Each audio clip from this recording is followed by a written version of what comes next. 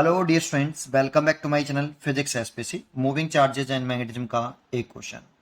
A current of 200 micro ampere deflect the coil of moving coil galvanometer through 60 degree. The current to cause the deflection through pi by 10 radian each. इसमें दो case हैं। जैसे first case है आपका,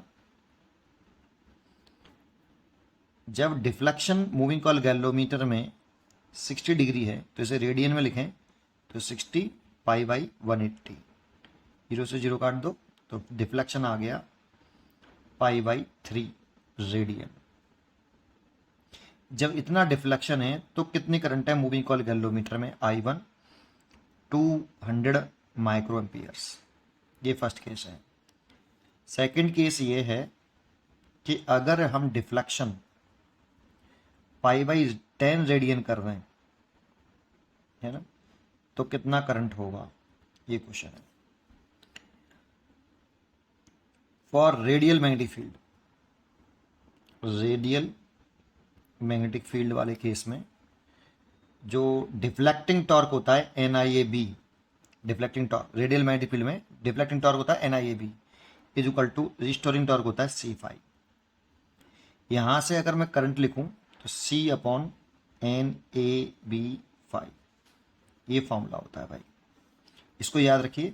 C torsional constant है, phi deflection है गैल्वेमीटर में, और B magnetic field, A area आपका रेक्टेंगल लूप का जो मूविंग कॉइल गैल्वेमीटर के अंदर होता है, करंट और नंबर ऑफ टर्न्स। देखो ये पूरा टर्म कांस्टेंट है ना, तो इसे K ले लेता हूं, I बराबर K theta K phi.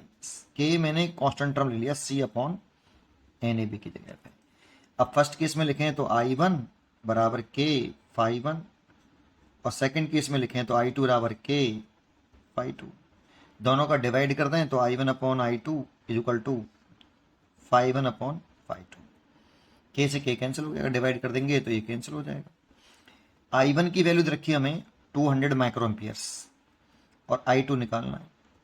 Phi 1 दे रखा है हमें पाई बाई 3 रेडियन, और फाई 2 दे रखा है पाई बाई 10, पाई से पाई कैंसिल, है ना, तो ये 10 ऊपर पहुंच जाएगा।